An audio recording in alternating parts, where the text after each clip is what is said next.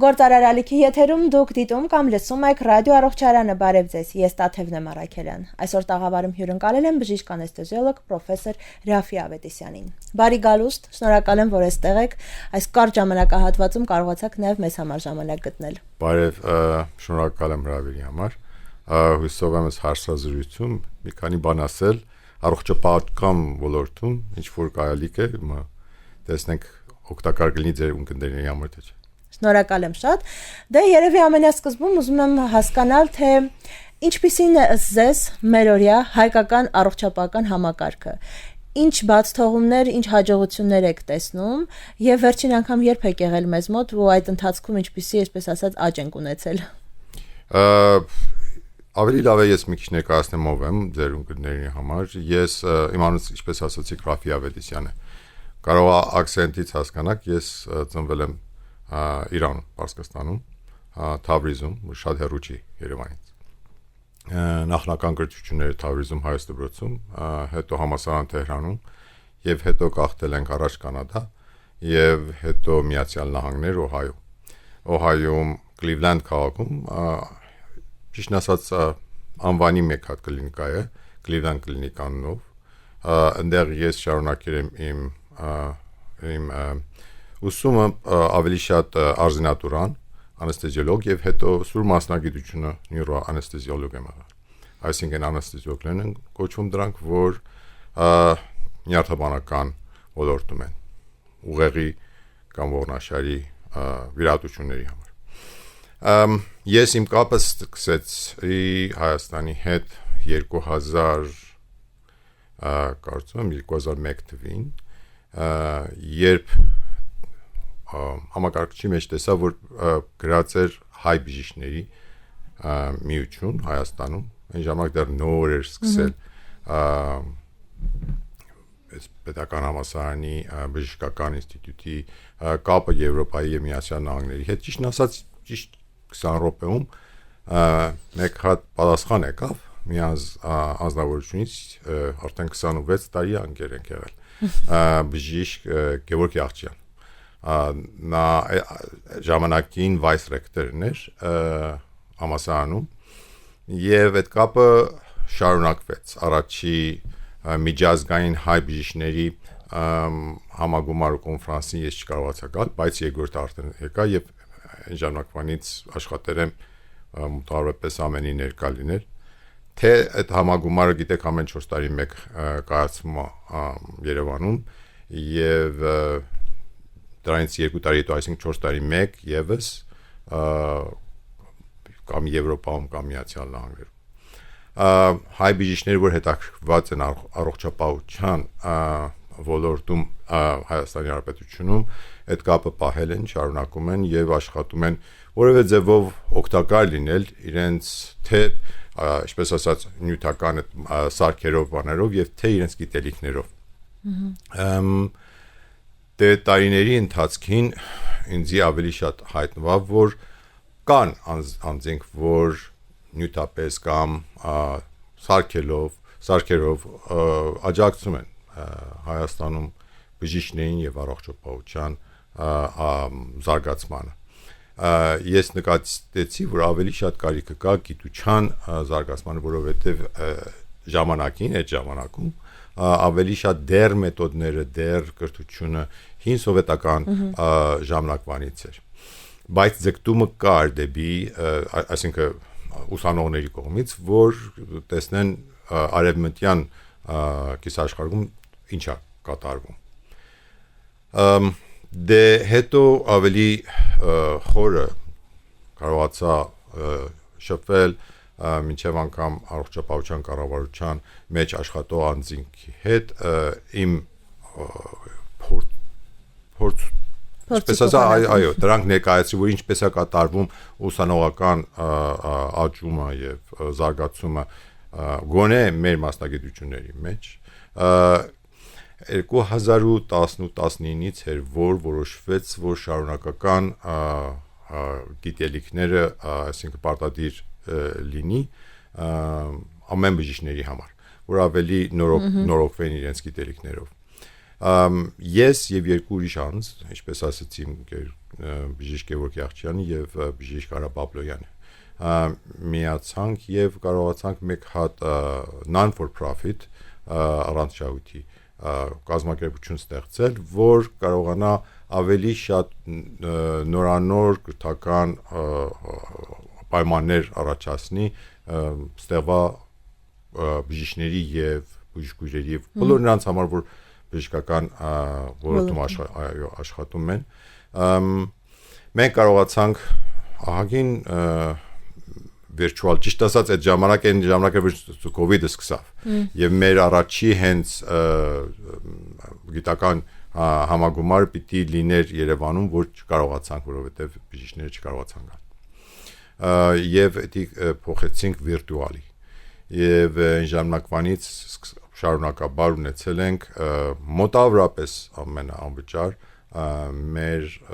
ունկնդիրների համար, բուժաշխատողների համար Միացյալ Նահանգ։ Լավ, հիմա ինչու ենք սա արել։ Ճիշտ ասած, ճիշտ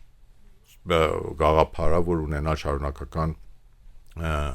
ինչպես ասած զարգացում կրեդիտները, ՇՄԶ-ները, բայց դե պիտի այդ առիթն տրվի, որ ավելի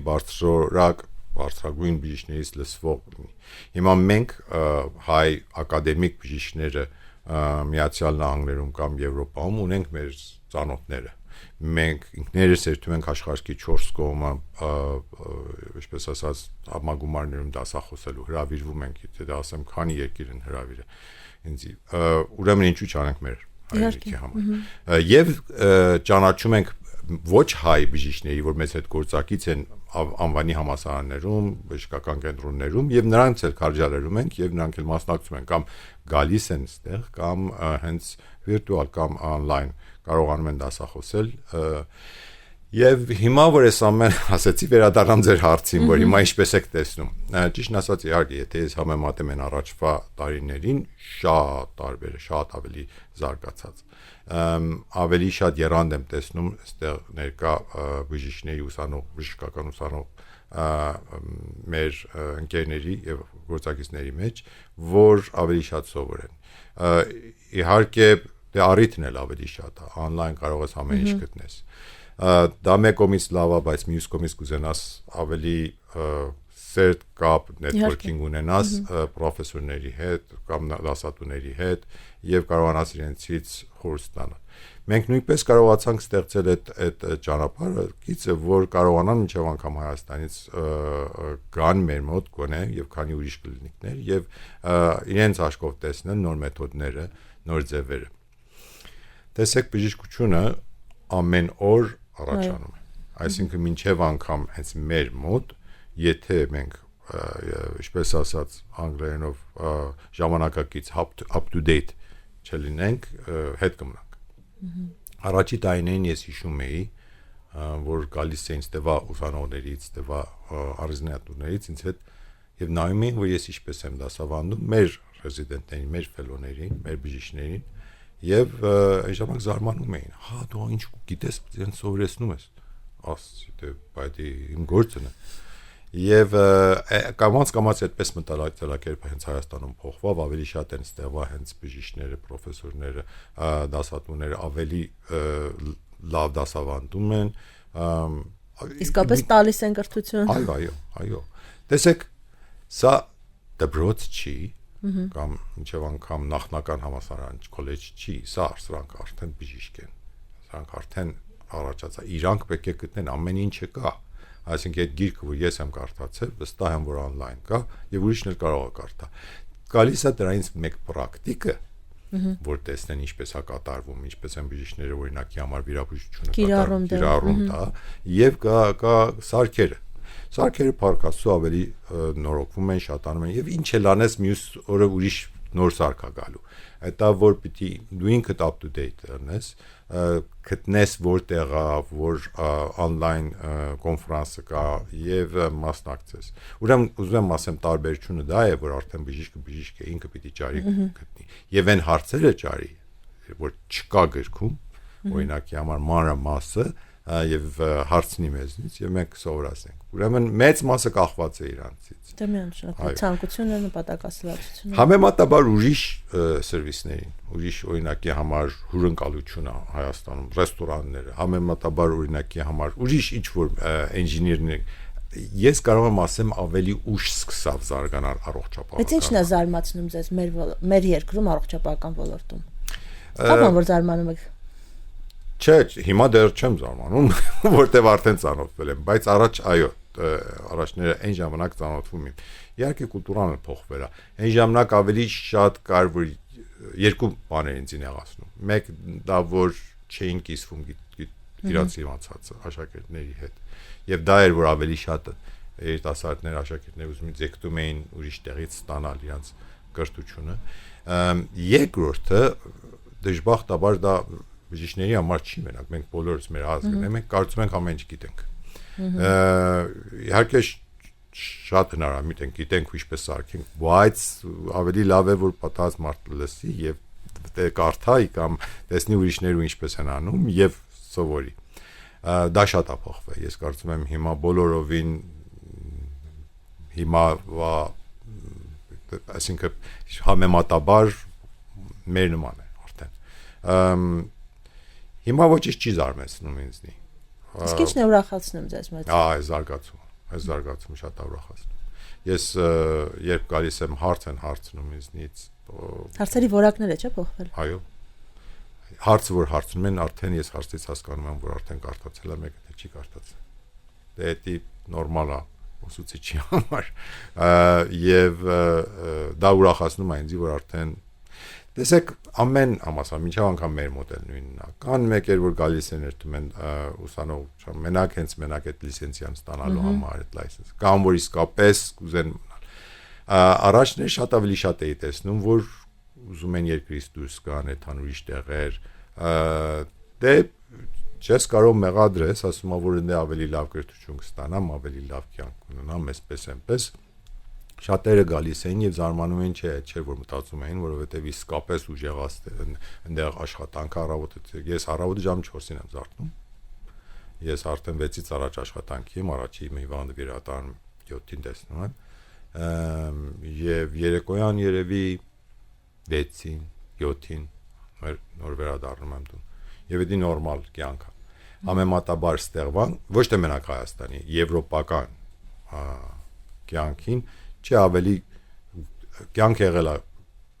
միասան լանգում եղել է գործ եւ նորից գործ։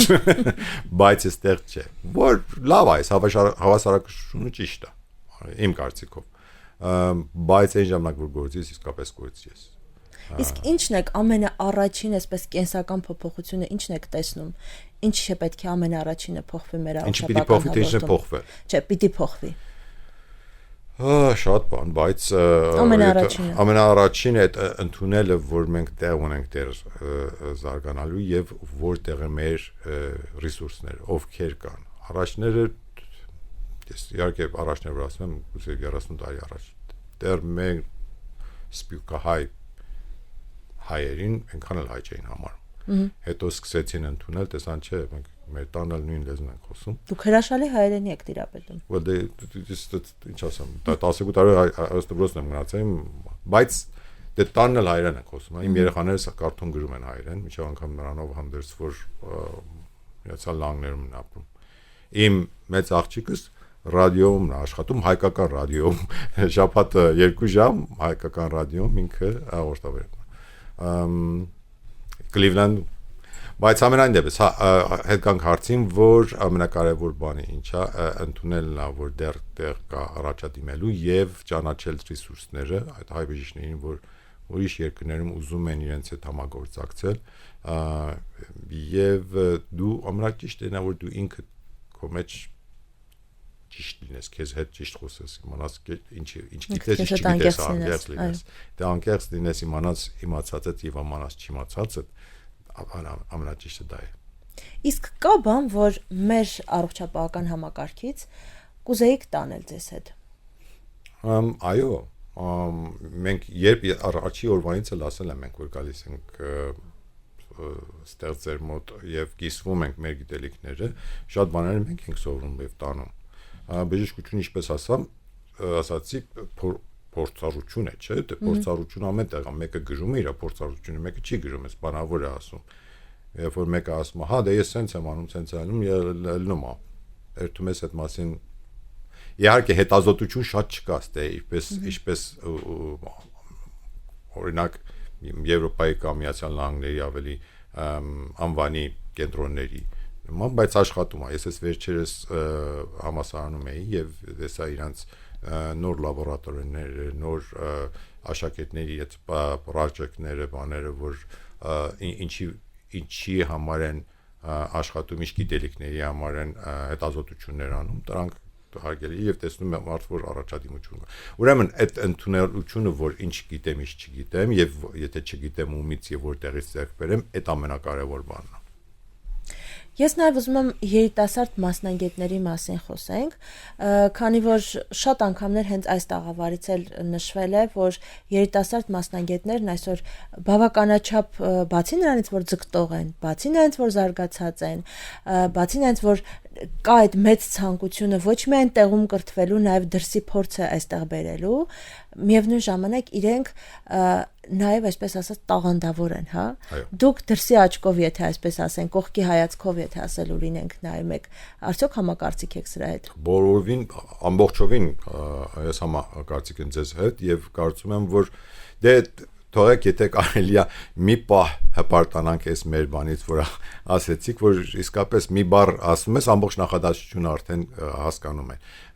Դե էտի շատ լավ, ինչպես ասած, մեր բնազդի մեջ կա եւ դա պետք է ավելի ծաղկացենք, բայց չպիտի ինքներս մենք խափենք, որ մեզ գիտեմ։ Ես գիտեմ տարբեր է, բայց ես հասկացա եւ ավելի բարգավաճեցի դա, այդ տարբեր է։ Տաղանդավոր են,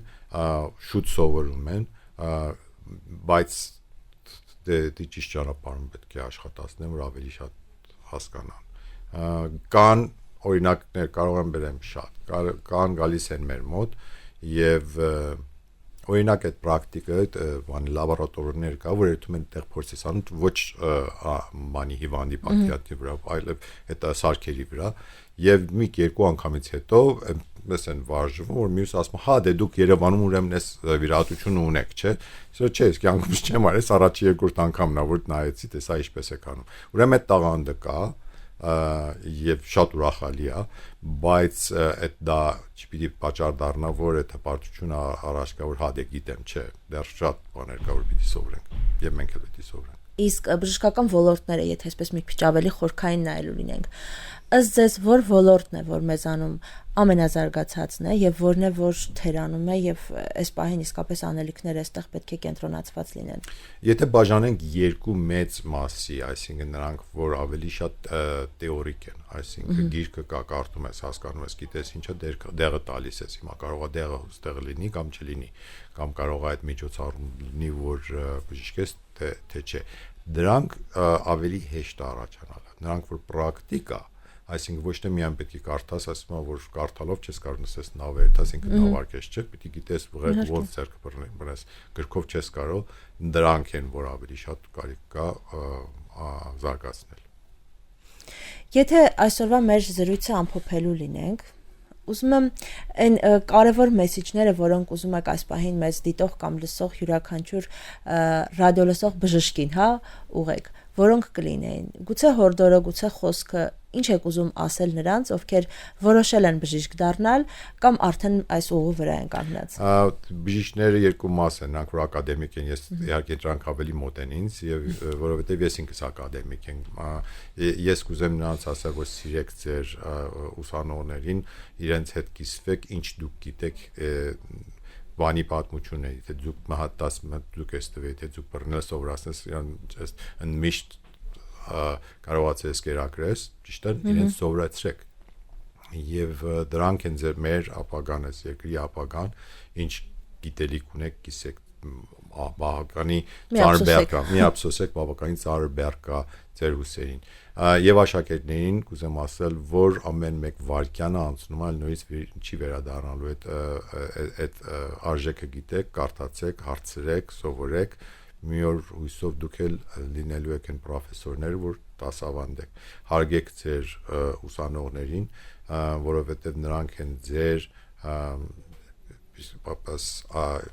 ակադեմիկ հայրը կամ մայրը, եւ դրանք են որ ձեզի պիտի այդ ձեր գիտելիք, որ ձեր կյանքն է լինելու սրանից հետո ձեզ դասավանդեն։ Իսկ նրանք ովքեր դեռ մտածում են դառնալ բժիշկ թե ոչ, ինչ խորհուրդ կտաք։ Հեշտ ճանապարհ չի, շատ դժվար ճանապարհ է,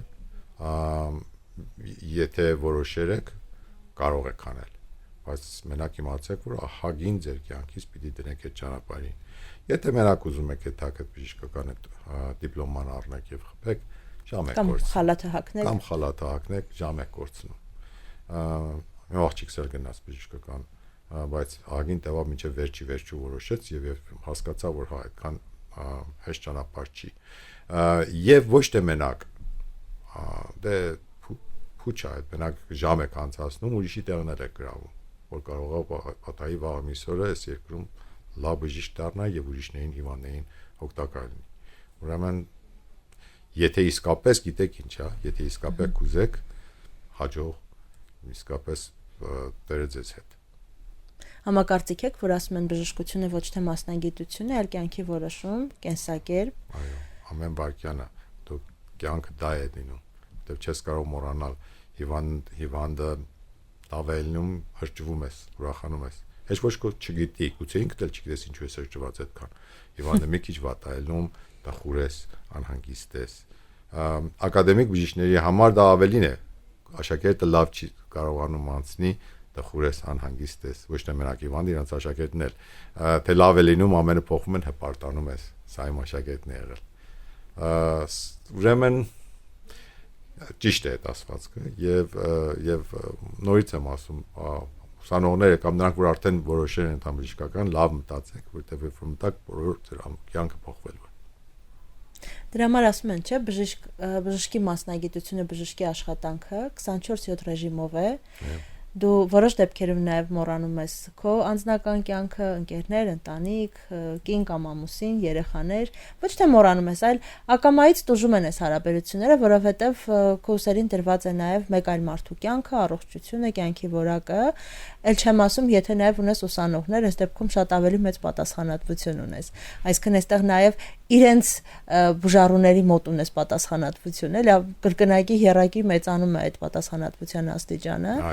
Հետևաբար այո, բժիշկ դառնալուց համար առաջ պետք է մի քանի անգամ մտածել։ Իհարկե միշտ է պետք մտածել, բայց որոշումը տվեցի դա է։ Եվ դա արդի պատասխանը երևի ավելի լավ է իմ կինս կամ հարազատներս վկայեն, որ իսկապես դժվար է եղել եւ շատ ժամանակ ես այնտեղ որ պետք է լինեմ, չկամ եւ իրանք հասկանում են եւ շատ շնորհակալ եմ եղել միշտ իրանցից, որ Միշտ կիսում են, չէ՞։ Այո, կիսում են եւ հասկանում են, որ մեր կյանքը տարբեր է 24/7, որ ասացիք նույնն է։ Մինչև անգամ երբ որ տանենք, դեռ մտածում ենք կամ անցած հիվանդի մասին կամ վաղվա հիվանդի մասին, որ ինչ է լինելու։ Դե դա որ այո, ճիշտ է։ Բայց եթե մեկ անգամ էլ որոշելու լինեիք, ինչ մասնագետ եք դառնալու, նորից բժիշկ կդառնայիք։ Ճիշտն ասած, ես առաջ շատ էի ուզում, որ ինժեներ դառնամ։ Մինչև անգամ ես գնացի արձանագրվեցի, ճիշտ ասած, ես Սա առողջության ինժեներություն է։ Դե հիմա կասեմ, որովհետև 16-17 տարեկան էի կուզեի ինժեներ լինել, վերադարձա տուն, հայրս էլ բժիշկ էր, սրտաբան էր։ Ասեց, ինչ ես անում, Ռաֆի, ասի, մտածում եմ մետամ ինժեներ չես։ Նայավ ասա, մեկ քիչ էլ Ղարաբաղի ակցենտով։ Դե գնա բժիշկ էլի։ Ասեցի լավ, այն ժամանակ մենք լսում ենք մեր ծնողներին։ Գնացի փոխեցի եւ չեմ կարծում որ սխալ գործ եմ արել, որովհետեւ դե Փառք Աստծո կյանքը ցույց է տվել որ կարողացել եմ օգտակար լինել։ Բայց դեռևս մտքիս հետևը կա ինժեներություն եւ բավականի պատենտներ ունեմ ես բժշկական սարքավորումների եւ չեմ ասում բարդության անալու համար, բայց կան եւ դրանք էլ որ մտածում են խառը մի բան անեն, այսինքն թե ինժեներություն չէ բժշկություն, այս աշխարհի այս ժամանակում կա որ երկուսը կարող են խառնել, ուրեմն կարող են դեր շարունակել։ Շատ լավ, ձեզ այդ զրույցերը բավական հետաքրքիր էր, Շնորհակալ եմ։ նաև հաճելի, ու նաև ասեք մյուս անգամ ձեզ երբ ենք տեսնելու մեր երկրում։ Ամենաուշը մյուս տարի հունիսին, որովհետև 2027-ի հայ բժիշկների համագումարը համաշխարհային նորից Երևանում է լինելու եւ ես հույսով եմ, որ ներկա լինել եւ մինչեւ անգամ կարողանալ մասնակցել ծրագրին։ Հրաշալի, սպասում ենք ձեզ նորից։ Շնորհակալ եմ շատ։ Սիրելի ռադիոլսողներ, հիշեցնեմ, որ զրուցակիցս բժիշկ անեստեզիոլոգ պրոֆեսոր Ռաֆի Ավետիսյանն էր։ Մենք հանդիպելու ենք նաև մյուս շաբաթ։ Ցտեսություն։